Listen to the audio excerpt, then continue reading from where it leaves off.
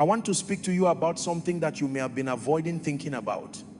I want to speak to you about the hard times in your life, the difficult seasons, the challenging circumstances, the situations that have stretched you beyond what you thought was possible, that have asked more of you than you thought you could give, that have demanded a level of faithfulness and trust that you didn't know you possessed.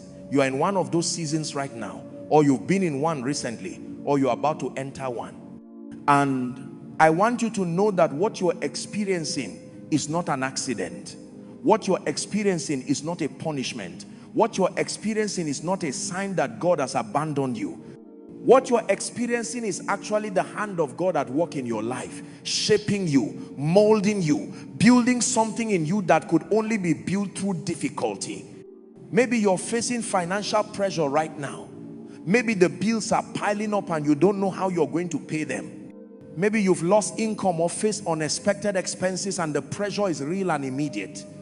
Maybe you're worried about how you provide for your family. Maybe you're facing health challenges. Maybe you're dealing with a diagnosis that's changed your life, a diagnosis that you never expected to hear, that shifted everything you thought was stable.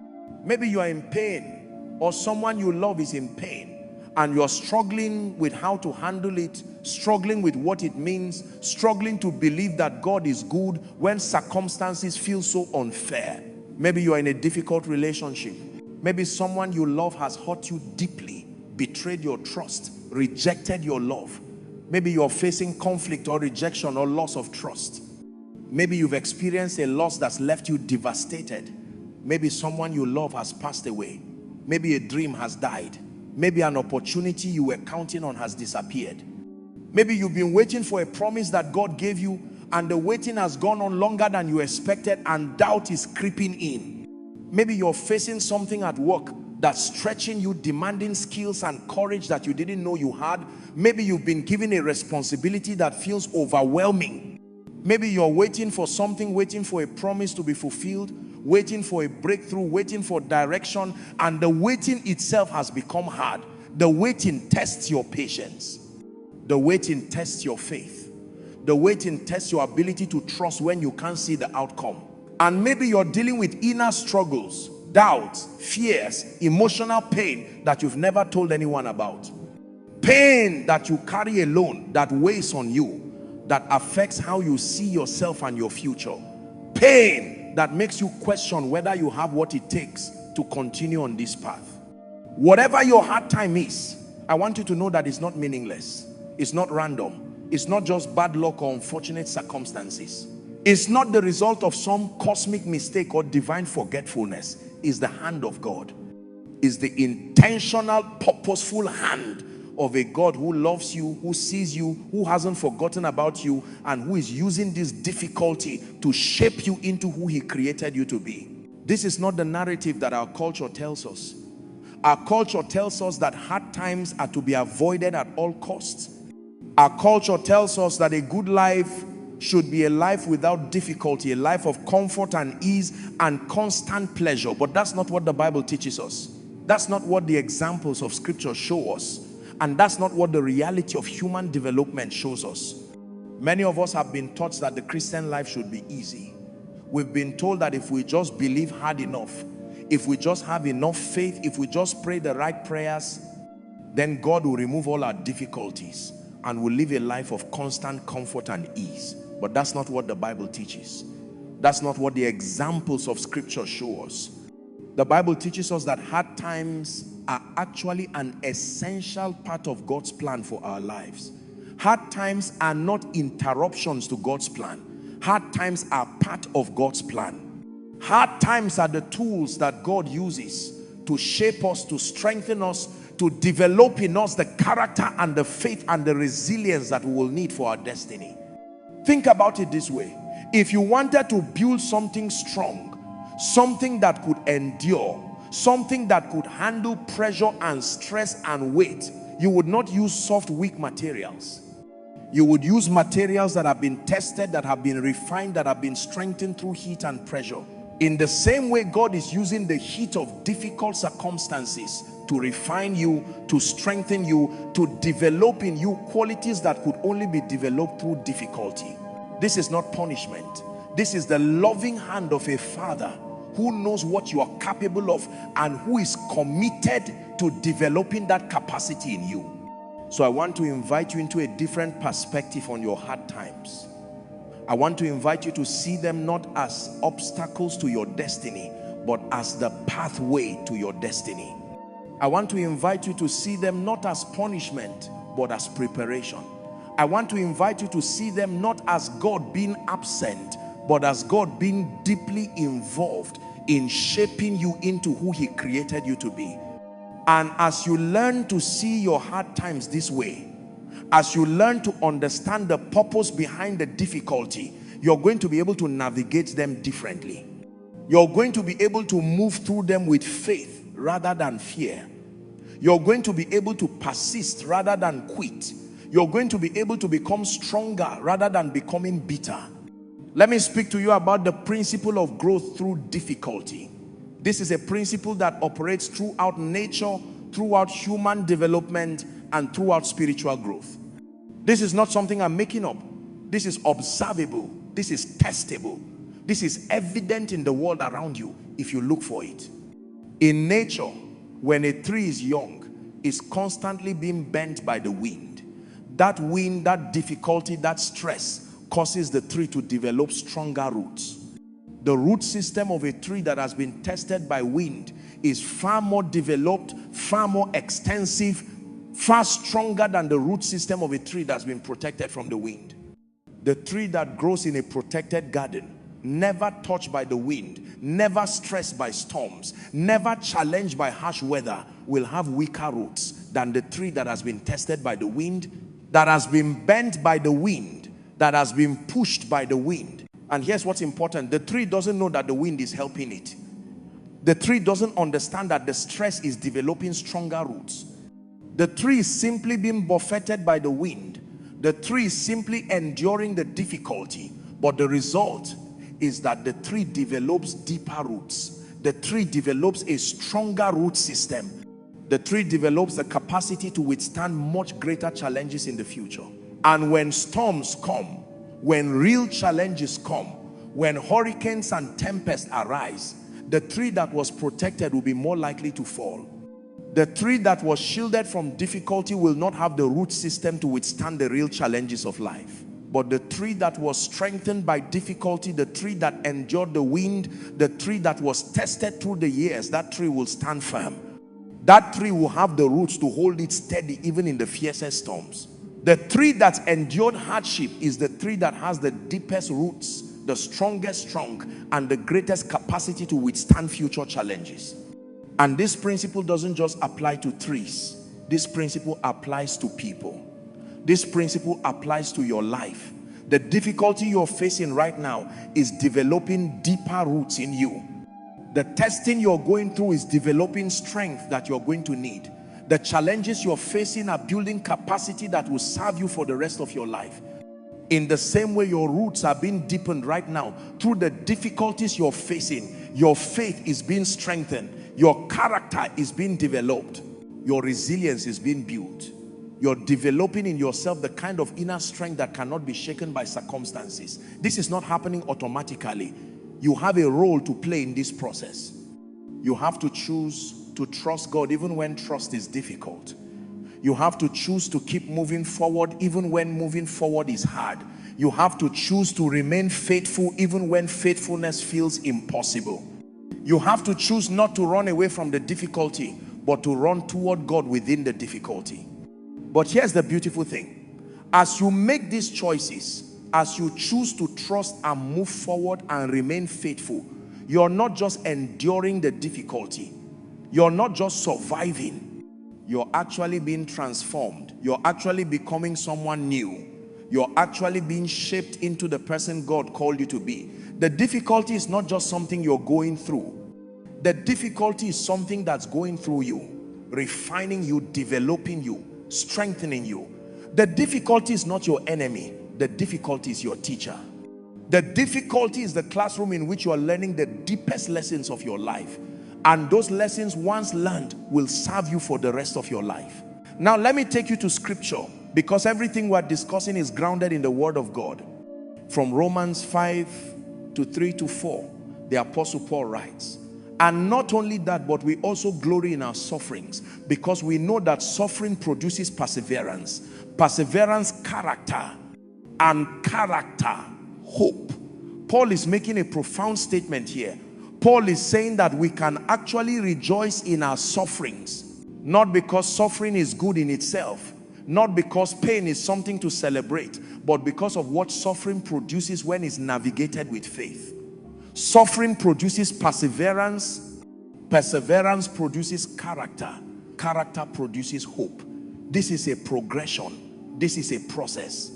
One thing leads to the next. Think about it. You cannot develop perseverance without something that requires perseverance. Perseverance is the ability to keep going when you want to quit. Perseverance is the capacity to continue even when the path is hard. Perseverance is developed only through facing situations that test your ability to persist. In the same way, you cannot develop character without facing situations that demand character. Character is built through making right choices when wrong choices will be easier. Character is developed through staying faithful when faithlessness will be more comfortable. And you cannot develop hope without having walked through valleys where hope is the only thing that sustains you. So when Paul says that suffering produces perseverance, and perseverance produces character, and character produces hope, he's describing a progression that moves you toward becoming a whole, complete, mature person. Your suffering is not pointless. Your suffering is producing something in you. Your suffering is producing perseverance, which is producing character, which is producing hope. And hope is the thing that anchors your entire life. Hope is what enables you to face anything. Hope is what sustains you through the darkest nights. And you cannot have the kind of hope that Paul is talking about without having walked through suffering.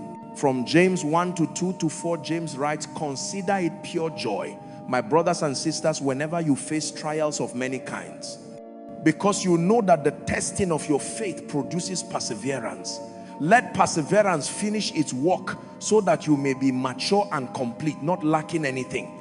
James is saying something similar to Paul. James is saying that trials test your faith, and the testing of your faith produces perseverance. And perseverance is allowed to finish its work so that you can become mature and complete. Notice the word mature. Maturity is not something you attain just by living longer. Maturity is not something that comes automatically with age. Maturity is something that's developed through facing challenges, through being tested, through persisting, through difficulty. A person who has never faced difficulty cannot be mature. A person who has lived a life of ease, who has never had their faith tested, who has never faced real challenges, cannot have the kind of depth that maturity brings. But a person who has walked through valleys, who has faced challenges and persisted through them, who has seen their faith tested and remained faithful, that person develops a maturity that is solid, that is real, that is unshakable. That person has wisdom that comes from experience. That person has strength that comes from persistence. That person has faith that is not theoretical, but is lived, practiced, proven. And James says that when perseverance finishes its work, the result is that you're mature and complete, not lacking anything.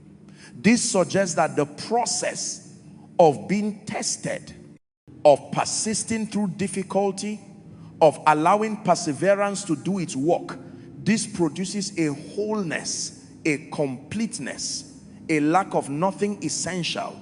You're not left with gaps in your character.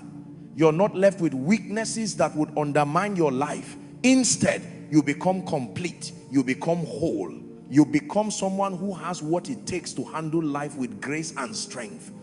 From Hebrews 12 to 7, the author writes, endure hardship as discipline. God is treating you as his children. For what children are not disciplined by their father? The word discipline here doesn't mean punishment in a negative sense. Discipline means training. God is training you. A loving father trains his children. A loving father doesn't leave his children untrained and unprepared for life. A loving father trains them, sometimes through difficulty, so that they can handle life and handle it well. From 1 Peter 1 to 6 to 7, Peter writes, in all this you greatly rejoice, though now for a little while you may have had to suffer grief in all kinds of trials. These have come so that the proven genuineness of your faith, of greater worth than gold, which perishes even though refined by fire, may result in praise, glory, and honor when Jesus Christ is revealed. Peter is using the metaphor of gold being refined by fire. When you refine gold, you put it in the fire. The fire burns away all the impurities. The gold is heated to an extremely high temperature, but the gold doesn't get destroyed by the fire. Instead, the gold is purified. The heat burns away everything that doesn't belong. What remains is pure gold. Gold that's more valuable than it was before the refining process. Gold that's proven to be genuine. In the same way, your faith is being refined by the fire of difficulty. The heat of your circumstances is burning away things that don't belong in your life. The pressure is revealing what's genuine in your faith and what's not. The testing is showing you what's real and what's just surface level. And when this refining process is complete, what remains is pure faith, proven faith, authentic faith, faith that has been tested and found to be genuine. And Peter says that this genuine faith is of greater worth than gold, which perishes even though refined by fire. Think about that. Your faith, refined through difficulty, is worth more than physical gold. Gold is temporary. Gold can be lost. Gold can be stolen. But your refined faith is eternal. Your proven faith will last forever. Your genuine faith is something that cannot be taken from you. And this is what the trials are producing in your life. This is what the heat and the pressure are creating. They are creating faith that's valuable, that's real, that's proven, that's genuine. And Peter says that the result of this is that when Jesus returns, your faith will result in praise, glory, and honor. Your endurance through difficulty, your faithfulness through trials, your persistence in believing. Even when belief is hard, this will receive praise from God. This will result in glory. This will bring honor. Your perseverance through hard times is not meaningless. It's not unnoticed. It's not unappreciated. It's building something in you and about you that will be recognized and honored when Jesus is revealed. From 2 Corinthians 12 to 7 to 10, Paul writes about his struggle. Paul says, therefore, in order to keep me from becoming conceited, I was given a thorn in my flesh, a messenger of Satan, to torment me. 3 times I pleaded with the Lord to take it away from me. But he said to me, my grace is sufficient for you, for my power is made perfect in weakness. Therefore, I will boast all the more gladly about my weaknesses, so that Christ's power may rest on me. That is why, for Christ's sake, I delight in weaknesses, in insults, in hardships, in persecutions, in difficulties. For when I am weak, then I am strong. Paul had something difficult in his life, something he called a thorn in his flesh. Paul begged God to remove it, but God didn't remove it. Instead, God said, my grace is sufficient for you, for my power is made perfect in weakness. What an interesting statement. God's power is made perfect in weakness. This means that when you are weak, when you are at the end of your own resources, when you can't rely on your own strength, that's when God's power becomes perfect in your life. That's when God's power is most evident. That's when God's power can work without being hindered by your pride or your self-reliance. And then Paul says something remarkable. Paul says, therefore I will boast all the more gladly about my weaknesses, so that Christ's power may rest on me. Paul is saying that he actually delights in his weaknesses, because he knows that his weaknesses create space for God's strength. Paul is saying that he's come to see his difficulties not as reasons to despair, but as reasons to rejoice, because he knows that God's power is working in those difficult situations. From the life of Joseph in Genesis, we see a profound example of how hard times shape us. Joseph was favored by his father. But then he was betrayed by his brothers and sold into slavery. He was taken to Egypt, where he worked in Potiphar's house. He was treated well, but then he was falsely accused and thrown into prison. For years, Joseph was in prison. And it would have been easy for him to become bitter, to lose hope, to question God. But Joseph maintained his integrity. Joseph continued to trust God even in difficult circumstances. And eventually God elevated Joseph.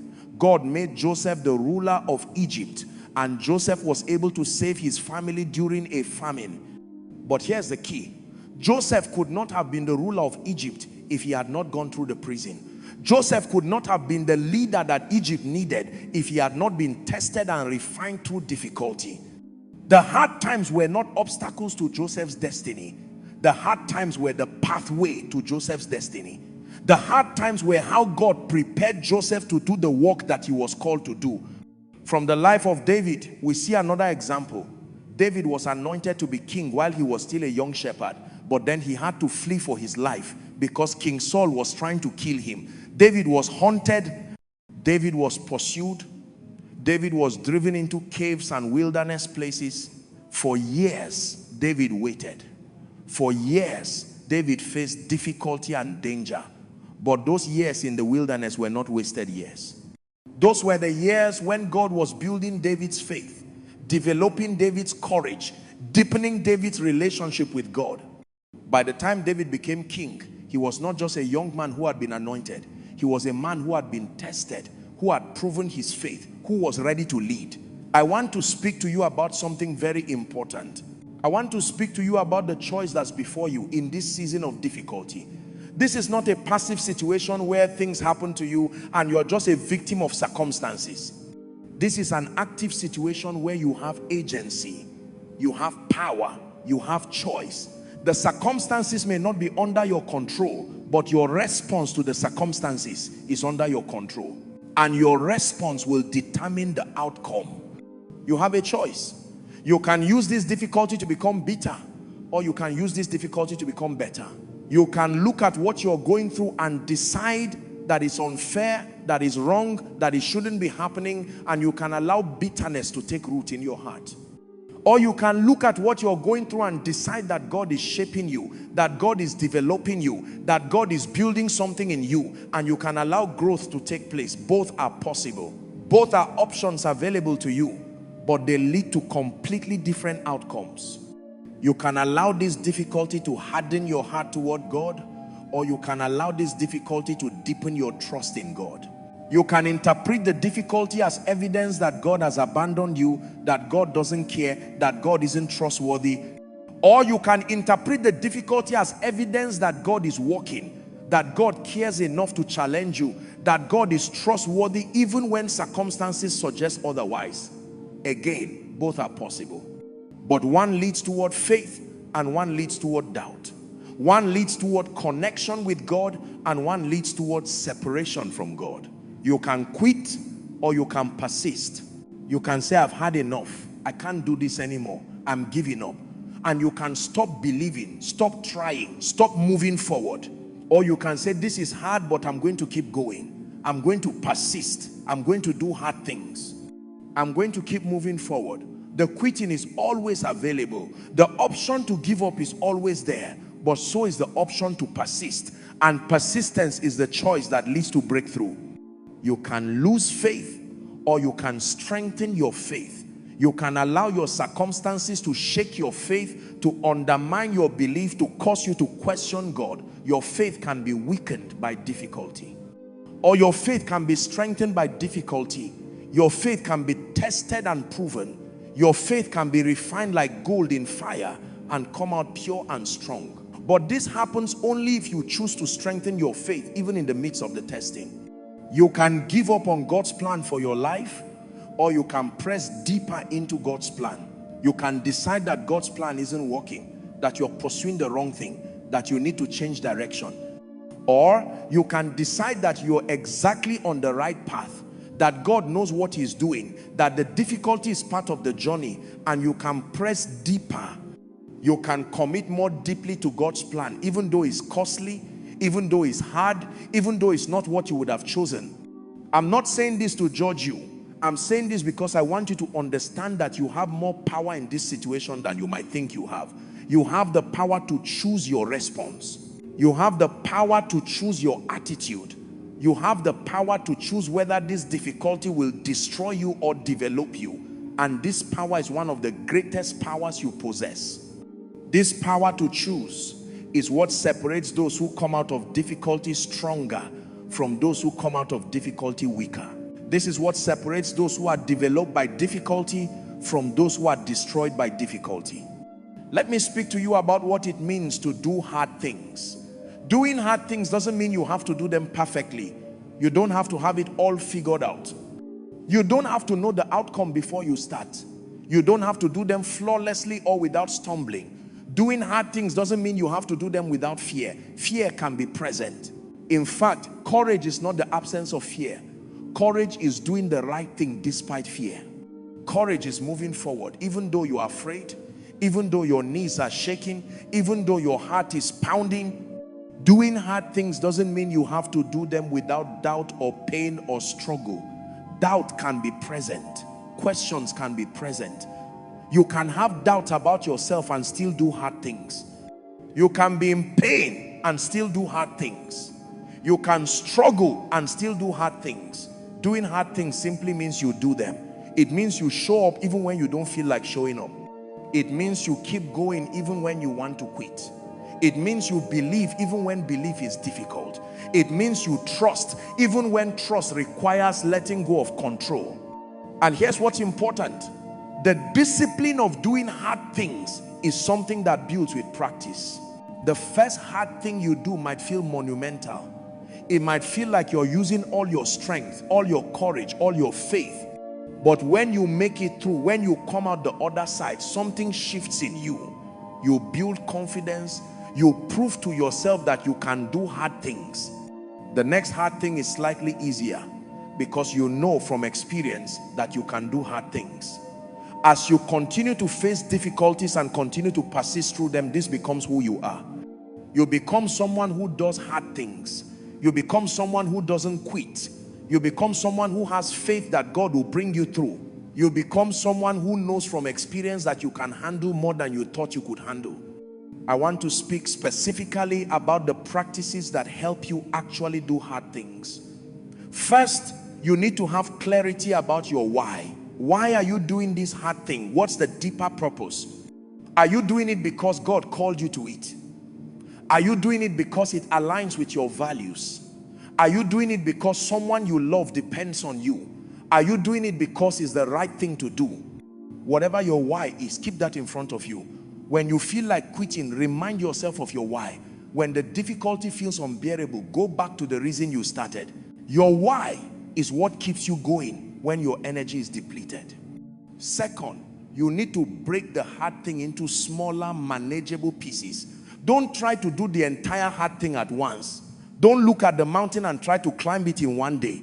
Instead, look at the next step. What's the one thing you need to do today?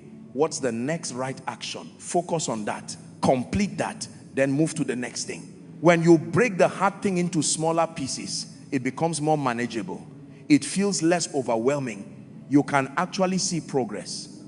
Third, you need to find people who will support you. Don't try to do hard things alone. Find people who believe in you, who will encourage you, who will remind you of your strength when you're feeling weak, who will stand with you in the difficulty. Community is essential. When you're weak, lean on the strength of others. When you're discouraged, let others encourage you. When you are alone with your struggle, bring it into community. This is not weakness. This is wisdom. Fourth, you need to practice self-compassion. Be kind to yourself during this process. You're doing something hard. That's an accomplishment in itself. You don't need to condemn yourself when you struggle. You don't need to judge yourself harshly when you falter.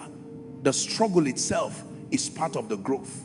Celebrate the small victories. Celebrate the fact that you showed up. Celebrate the fact that you didn't quit.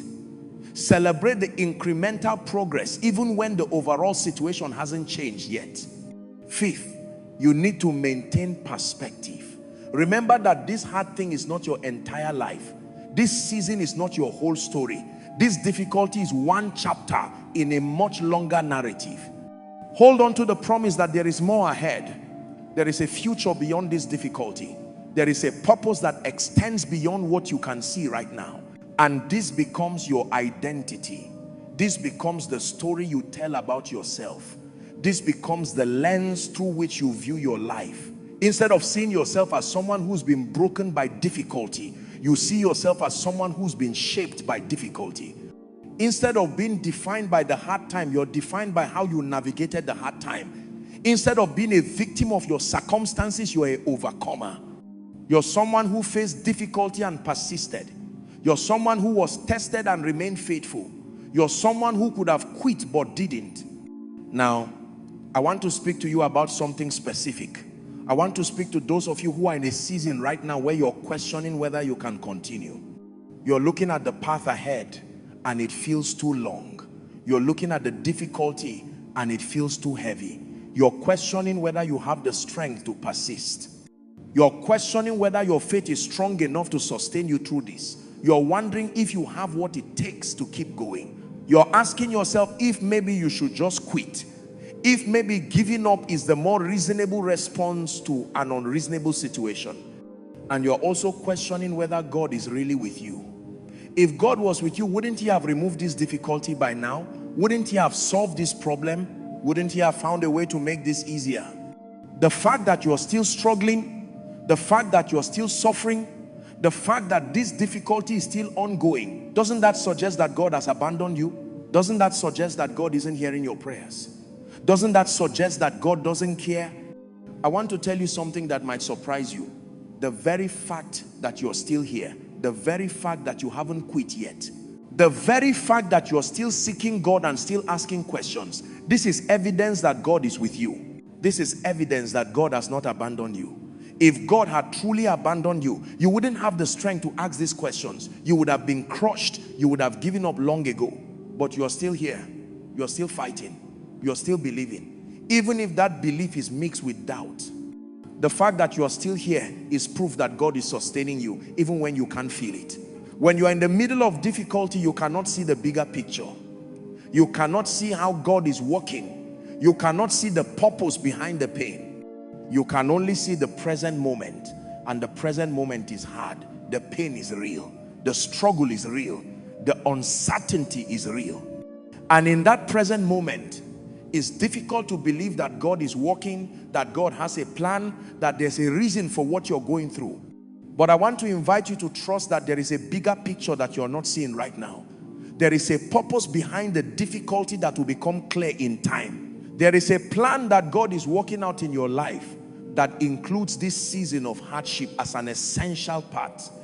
When you are in the middle of difficulty, you cannot see the bigger picture. You cannot see how God is working. You cannot see the purpose behind the pain. You can only see the present moment, and the present moment is hard. But I want to invite you to trust that there is a bigger picture that you're not seeing right now. There is a purpose behind the difficulty that will become clear in time. There is a plan that God is working out in your life that includes this season of hardship as an essential part. Think about it this way. If a doctor was operating on you to remove cancer and you were under anesthesia and somehow you woke up during the surgery and became aware of what was happening, what would you see? You would see pain, you would see cutting, you would see blood, you would be in confusion and panic. You would not understand that the doctor was helping you. You would not comprehend that the doctor was saving your life. From your limited waking perspective, you would think the doctor was hurting you. You would think something terrible was happening. You would want to stop the surgery. You would beg for the pain to stop. But the doctor knows something that you don't know. The doctor knows the bigger picture. The doctor knows that the pain of the surgery is necessary in order to save your life. The doctor knows that without this surgery, without this cutting and this pain, you would die from the cancer.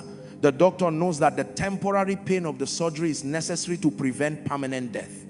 The doctor would continue with the surgery despite your panic and fear, because the doctor is committed to saving your life, and the doctor knows that only the surgery can do that.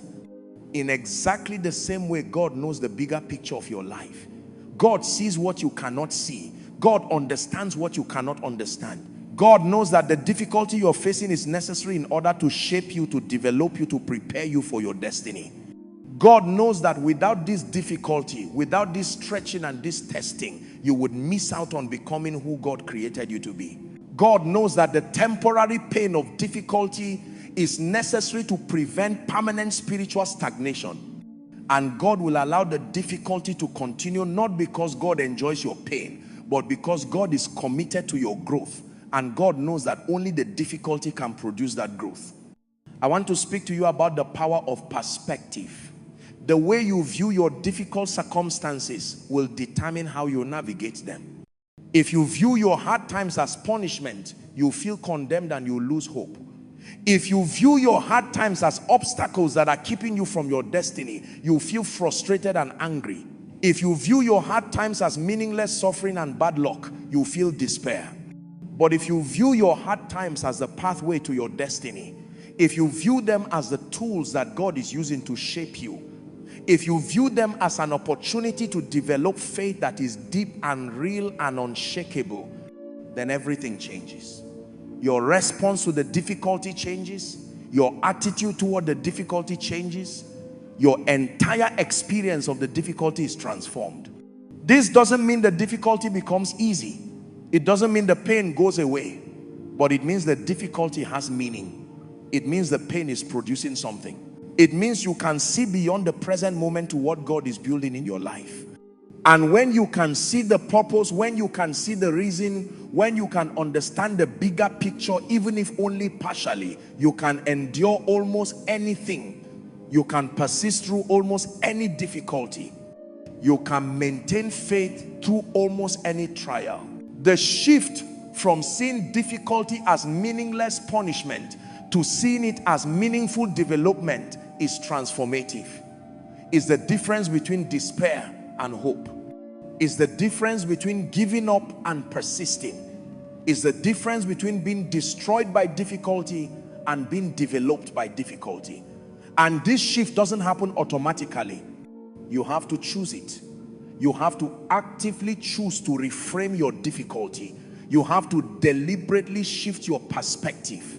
You have to intentionally look for the purpose and the growth, even in the midst of the pain. I want to speak to you about the power of perspective. The way you view your difficult circumstances will determine how you navigate them. If you view your hard times as punishment, you feel condemned and you lose hope. If you view your hard times as obstacles that are keeping you from your destiny, you feel frustrated and angry. But if you view your hard times as the pathway to your destiny, if you view them as the tools that God is using to shape you, if you view them as an opportunity to develop faith and character and resilience, then everything changes. Your response to the difficulty changes. Your attitude toward the difficulty changes. Your entire experience of the difficulty is transformed. This doesn't mean the difficulty becomes easy. It doesn't mean the pain goes away, but it means the difficulty has meaning. It means the pain is producing something. It means you can see beyond the present moment to what God is building in your life. And when you can see the purpose, when you can see the reason, you can endure almost anything. Let me speak to you about the role of faith in navigating hard times. Faith is not about believing that God will remove the difficulty. Faith is about believing that God is with you in the difficulty. Faith is about believing that God is good even when circumstances suggest otherwise. Faith is about trusting that God's plan is better than your plan even when you don't understand what God is doing. When you're facing a difficult situation and you choose to trust God anyway, that's faith. When you're scared and you choose to believe that God is with you, that's faith. When you're in pain and you choose to continue seeking God, that's faith. This kind of faith is not passive. This kind of faith is active. This kind of faith requires you to make choices, to take steps, to persist even when persisting is hard. And here's what's important. Every time you choose faith in a difficult situation, you're building your faith. You're developing spiritual muscle. You're proving to yourself that God is trustworthy. You're creating a track record in your own life of God's faithfulness. And the next time difficulty comes, and difficulty will come, You have that track record to lean on. You remember that God came through before. You remember that you made it through before. And you have confidence that you can make it through again. I want to invite you into some declarations. These are statements that you can speak over yourself. Declarations that will help you navigate this season of difficulty with faith and hope. Hard times are shaping me, not breaking me. I am becoming stronger through this difficulty. I choose to trust God's plan even when I cannot see it. I trust that God knows what He's doing with my life. I am developing character through this challenge. Every difficulty is developing in me something valuable and lasting. I'm not alone in this struggle. God is with me, and God is using this difficulty to develop faith in me. I will not quit. I will persist. I will keep moving forward even when moving forward is hard. My present circumstances do not define my destiny. My destiny is determined by God, and God's plan for me is good. I choose to see this difficulty as preparation, not as punishment. I choose to see it as the pathway to my destiny. The pain I'm experiencing right now is temporary, but the person I'm becoming through this difficulty will last forever. I'm developing resilience, faith, and character that will serve me for the rest of my life. God is working in ways I cannot see right now. And one day I will understand why this difficulty was necessary. I am stronger than I think I am. I have the capacity to do hard things. I have the faith to trust God through hard times. My faith is being refined like gold in fire. And what remains will be pure and valuable and beautiful. Now, I want to invite you into a time of prayer.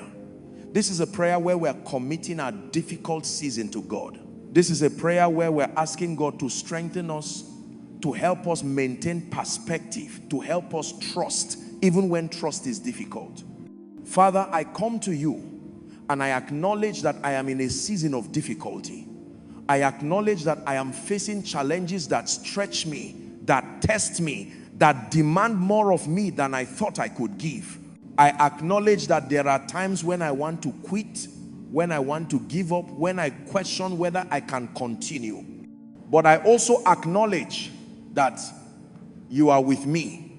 I acknowledge that even in this difficult season, even in this valley, you are present. I acknowledge that you have not abandoned me, even though at times it feels like you have. I ask you to help me see this difficulty from your perspective.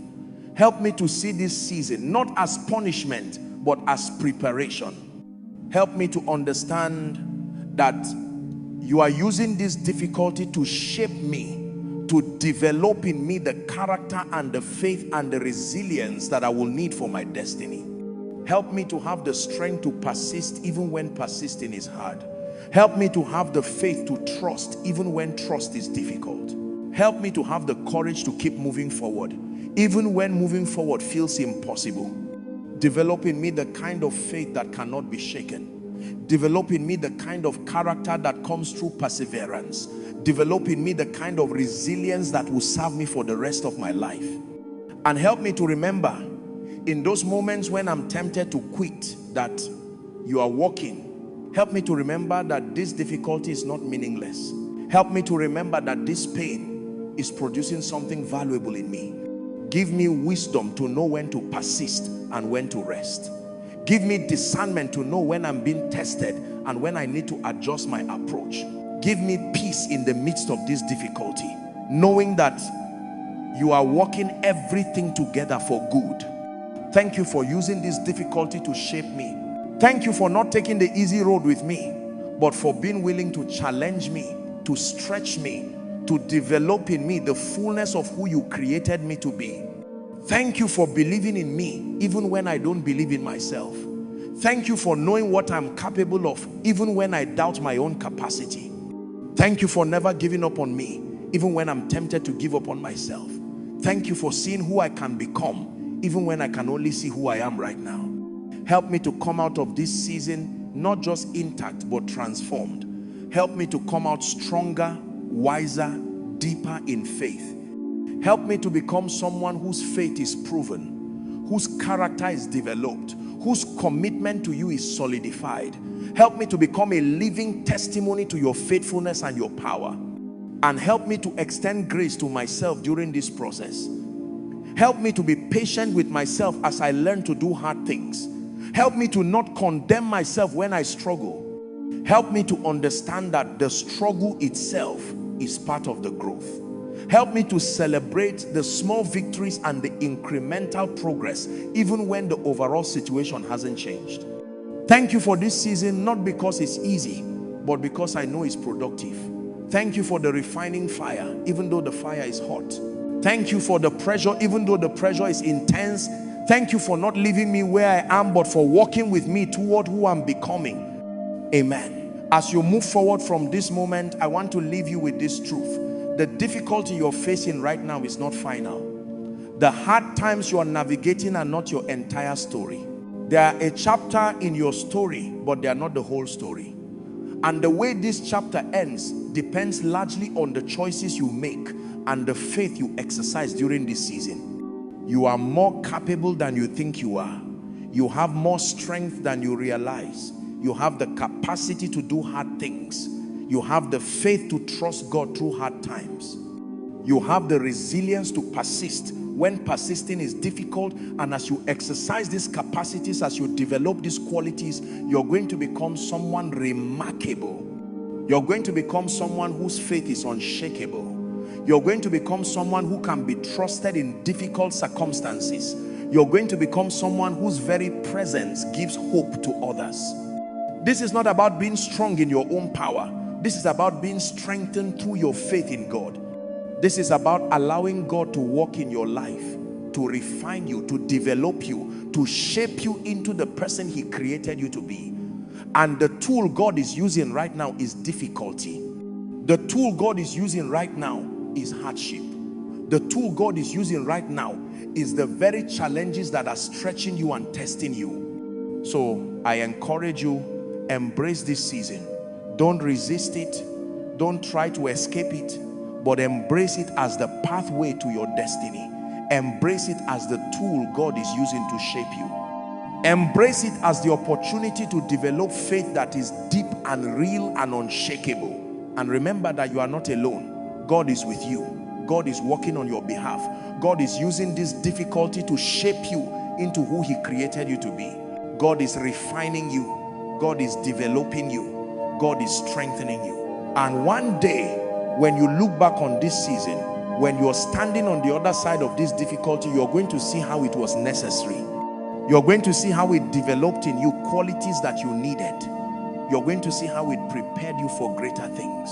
You're going to see how it positioned you for blessings and opportunities that you wouldn't have had otherwise. And you're going to be grateful. Grateful that you didn't quit. Grateful that you persisted. Grateful that you trusted God. You're going to be grateful for the very difficulty that once seemed unbearable. Do hard things. Keep moving forward, even when moving forward is difficult. Maintain your faith even when faith is tested. Trust God's plan even when you can't see the plan. Trust God's timing even when you're impatient. Persist even when persistence seems futile. Keep believing even when belief is hard. Keep praying even when prayers feel unanswered. Keep serving even when service feels unappreciated. Keep loving even when love is costly. Do hard things because you know that hard things are the pathway to your destiny. And watch what God does in your life. Watch how God transforms you. Watch how God develops you. Watch how God uses this difficulty to make you into something beautiful, something strong, something remarkable. Watch how God brings good from this struggle. Watch how God redeems this pain. Watch how God turns this trial into a triumph. Watch how God makes all things work together for good in your life. This is God's promise to you. This is God's plan for you. This is what God is committed to doing in your life. Not to harm you, but to shape you. Not to destroy you, but to develop you. Not to punish you, but to refine you into the fullness of who He created you to be.